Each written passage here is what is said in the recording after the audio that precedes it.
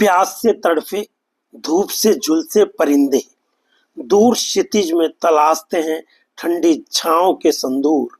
हर पंख में बसी है एक उम्मीद की किरण। जीवन के सफर में वे नहीं थकते, नहीं रुकते।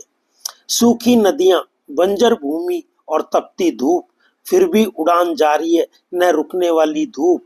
आकाश की ऊंचाई में वे ढूंढते हैं अपना स्थान, कभी न हार मानते, कभी न छोड़ते अपना ध्यान। प्यासी धरा, सूखा आकाश, फिर भी जीवन की आस। हर परिंदा जानता है संघर्ष ही है असली पास। दूर क्षितिज में बसी है एक नई सुबह की रोशनी, जहाँ मिलेंगे जल स्रोत और छांव की ठंडी छांव।